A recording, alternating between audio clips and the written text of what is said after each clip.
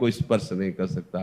तो इस तरह की भावना कभी अंदर पनपने ही नहीं देना चाहिए। यदि पनप रही है तो उसका निवारण करना। जैसे डर लग रहा है तो लाइट जलाओ, देखो डर है कहाँ, पूरे कमरे में देखो। जब तक आपके जीवन में वो दंड विधान नहीं, तब तक कोई आपको स्पर्श नहीं कर सकता।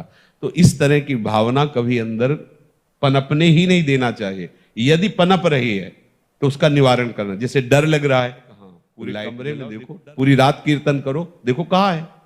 कहीं आज तक ऐसा नहीं हुआ। एक घटना आपको बताएं जो वास्तविक डर की थी। शेनपुर में थे तो वहां का एक माना हुआ हिंसक जो अच्छे अच्छे खड़े होकर उसका स्वागत करते थे, हमें पता नहीं था। गंगा किनारे भ्रमण करते करते अभी 2-4 महीना हुए थे वहां रुके। बहुत मंगलमय स्थान, भजन में स्वाभाविक रति हो। सांप बिच्छी तो वहां चीटी की तरह घूमते थे। 90 बीघा घनघोर जंगल अब भी है।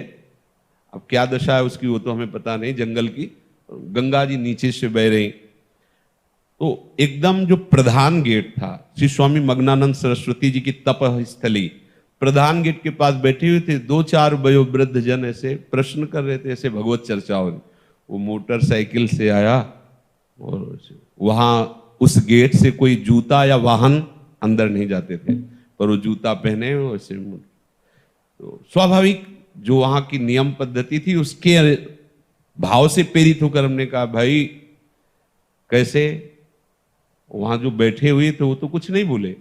हम कहा ये जूता पहनकर और आप मोटरसाइकिल से अंदर जा रहे हैं, बाबा सरकार की तपा स्थली है, उचित नहीं है। हमारी तरफ ऐसे देखा, तय पहने ही फिर वापस आया। हम कहा भाई गाड़ी यहां स्टार्ट नहीं होगी, बाहर ले जाके स्टार्ट करो गाड़ी। हम भाव कहा था कि यहां स्टार्ट मत करना, बाहर ले जाओ। वो स्टार्ट ही नहीं हुई। प्रयास किया, नहीं स्टार्ट हुई। मतलब हम कोई सिद्ध नहीं, वो घटना घटनी थी। अब वो हमारी तरफ बड़ी गुस्सा से देखता हुआ चला गया। अब जो वहां लोग बैठे थे उनका पता है, महाराज ये 10 लोगों को हंसिया से काट चुका है, बहुत क्रूर हिंसक है। और आपकी तरफ देख रहा था, मुझे डर लग रहा है कि यहाँ रात्रि में कोई नहीं टिकता था। एक पंजीरी बाबा थे बूढ़े और एक हम थे, वहां कोई नहीं टिकता था रात्रि में, बड़ा भयावह था। हमारे मन में है कि भगवान रक्षक हैं, हमने कोई अहित नहीं किया, कोई अमंगल नहीं किया। एक सिद्धांत की बात उसको बताई।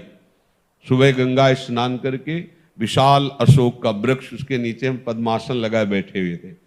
तो पत्तों में जो पैरों की खरखराहट होती ऐसा सुनाई दिया कि कोई नजदीक आ रहा है।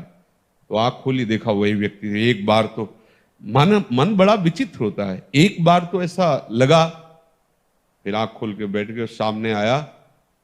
उसने कहा पहचाना?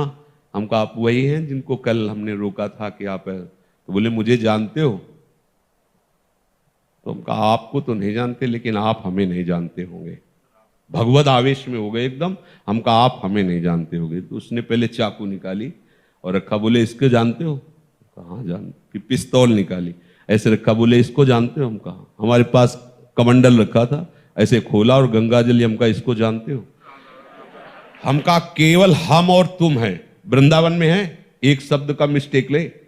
हम कहा केवल हम और तुम है, तुम्हारे पास अस्त्र है और सुना है तुम हिंसक स्वभाव के हो।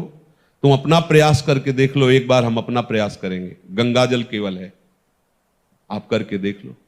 और इस समय तो बहुत हल्के से बोल रहे, उस समय जो भगवत आवेश से बोले, वो थोड़ी देर में अपने वो यंत्र तंत्र उठाए और भागते नजर आया। हमारे पास भगवान का बल है। कैसे कोई ऐसे कैसे?